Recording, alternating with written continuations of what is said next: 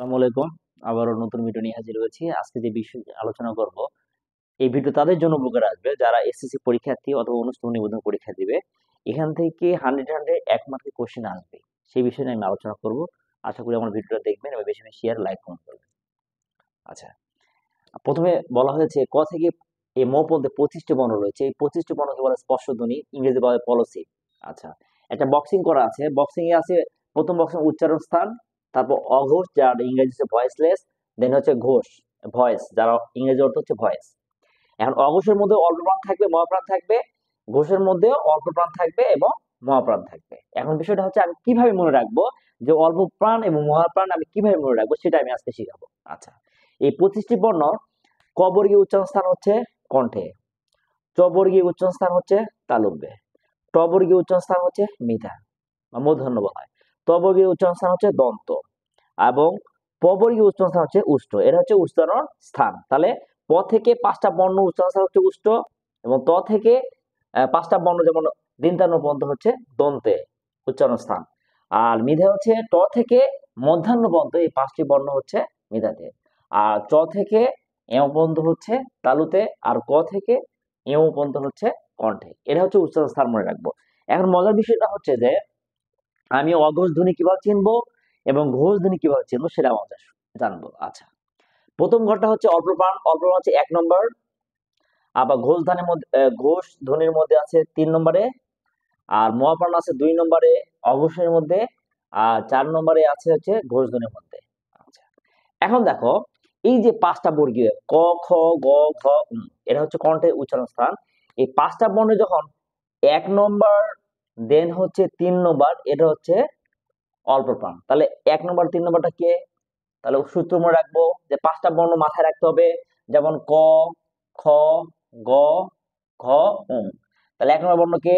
ক। আচ্ছা, 3 নম্বর বর্ণ কে? গ। দেখো, তাহলে তাহলে সূত্রটাও মিলাবো। 1 আর 3 হচ্ছে অল্প প্রাণ। তাহলে 1 নম্বরে থাকবে কটা হচ্ছে অল্প প্রাণ অঘোষ ধ্বনি, আর 3 নম্বর যে আসবে সেটা হচ্ছে অল্প প্রাণ ঘোষ ধ্বনি। আমি কি বুঝাতে পারছি? আবার বুঝাতে যাচ্ছি।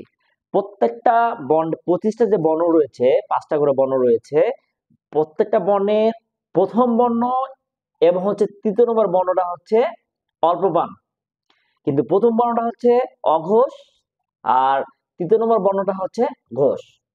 দেন ঠিক তেমনি 2 নম্বর আর হচ্ছে 4 নম্বর, এটাকে বলে মহাপ্রাণ। তাহলে 2 নম্বর কে? খ। যেমন এখানে খ আর হচ্ছে এও, এ হচ্ছে অঘোষ ধ্বনি, সরি ঘোষ ধ্বনি।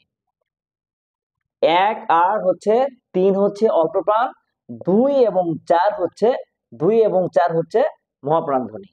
এটা হচ্ছে আমাদের সূত্র। তাহলে আমরা প্রত্যেকটা বর্ণের 5টা যে বর্ণ রয়েছে আমরা মনে রাখবো। 1 আর 3 হচ্ছে অল্প প্রাণ, 2 আর 4 হচ্ছে মহাপ্রাণ। আর লাস্টে যে বর্ণটা থাকবে, যেমন 5 নম্বর বর্ণটা ইউ, এও, মূর্ধন্য, দন্ত্য, ন, এটা নাসিক ধ্বনি বা বর্ণ বলা হবে। ঠিক তেমনি তালুতে বলা হচ্ছে স। সটা প্রথম, তাহলে এটা কি বলবো? অঘোষের হচ্ছে অল্প প্রাণ। 3 নম্বর বর্গীয় জ, এটা ঘোষের অল্প প্রাণ। ঠিক ছ 2 নম্বরে আছে, আর ঝটা 4 নম্বরে আছে, এটা হচ্ছে অঘোষের হচ্ছে মহাপ্রাণ, আর ঘোষের হচ্ছে মহাপ্রাণ, আর এটা হচ্ছে নাসিক। 3 নম্বর মিধা, যেমন টটা প্রথমে রয়েছে, এটা 1 নম্বরে রয়েছে, আর এটা 3 নম্বরে রয়েছে। তাহলে এটা কি? 1 আর 3, এটা একটা হচ্ছে অঘোষের অল্প প্রাণ, আর 3 নম্বর হচ্ছে ঘোষের অল্প প্রাণ। ঠিক 2 নম্বর হচ্ছে অঘোষের হচ্ছে মহাপ্রাণ, আর 4 নম্বরটা হচ্ছে ঘোষের মহাপ্রাণ। ঠিক দ্বন্দ্বতে দেখো ত, ত প্রথমে রয়েছে, 1 নম্বরে রয়েছে, তাহলে অঘোষের অল্প প্রাণ। দটা হচ্ছে 3 নম্বরে আছে, এটা হচ্ছে ঘোষের অল্প প্রাণ। ঠিক 2 নম্বর হচ্ছে এটা আছে, এটা অঘোষের মহাপ্রাণ, আর 4 নম্বর ধ আছে, এটা হচ্ছে ঘোষের মহাপ্রাণ। পুষ্টতে যেমন 5টা বর্ণ রয়েছে, 5টা বর্ণের প্রথম বর্ণ কে? প। 1 নম্বরে রয়েছে, এটা অঘোষের অল্প প্রাণ। ব। 3 নম্বরে আছে, এটা হচ্ছে ঘোষের অল্প প্রাণ। ঠিক 2 নম্বরটা হচ্ছে ফ, এটা হচ্ছে অঘোষের মহাপ্রাণ, আর ভ হচ্ছে ঘোষের মহাপ্রাণ। তাহলে এইভাবে যদি আমরা মনে রাখি, এই 25টা বর্ণকে মাথায় রাখতে হবে।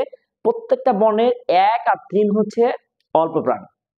1 নম্বর হচ্ছে অঘোষের অল্প প্রাণ, আর 3 নম্বরটা হচ্ছে ঘোষের অল্প প্রাণ। আর হচ্ছে 2 এবং 4 হচ্ছে মহাপ্রাণ। 2টা হচ্ছে অঘোষের মহাপ্রাণ আর 4টা হচ্ছে ঘোষের মহাপ্রাণ।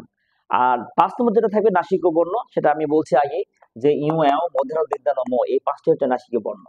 তাহলে আমরা যদি এভাবে মনে রাখি, তাহলে পরীক্ষায় এখান থেকে আসে, যেমন হচ্ছে ক বর্ণটা কি ঘোষ না অঘোষ, অনেক সময় আসে। আবার দেখা যাচ্ছে যে অল্প না মহাপ্রাণ। তাহলে আমরা যদি এই প্রত্যেকটা বর্ণকে সূত্রে ফেলে দিই, তাহলে আশা করি এই ঘোষ, অঘোষ, মহাপ্রাণ এবং অল্প বর্ণে কোনো সমস্যা থাকবে না। আমি আবারও বলছি যে প্রত্যেকটা বর্ণের প্রথম বর্ণ এবং তৃতীয় নম্বর বর্ণ সূত্র এভাবে মনে রাখবা।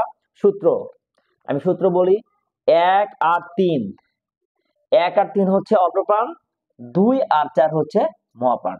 তাহলে প্রথম 1 হচ্ছে অঘোষের অল্পপ্রাণ, 3 হচ্ছে ঘোষের অল্পপ্রাণ, 2 হচ্ছে অঘোষের মহাপ্রাণ, আর 4 হচ্ছে ঘোষের মহাপ্রাণ। এভাবে মনে রাখতে হবে। আর 5 নম্বর বর্ণটা হচ্ছে যেমন ইউ থেকে এও, ম পর্যন্ত, ইউ, এও, মধ্যাহ্ন দীর্ঘ ম, এই 5টি বর্ণকে বলে নাসিক্য বর্ণ বা ধ্বনি। থ্যাংক ইউ সবাইকে। যদি আমার এই ভিডিওটা ভালো লেগে থাকে, অবশ্যই বেশি বেশি লাইক, শেয়ার, কমেন্ট করবেন। আসসালামু আলাইকুম।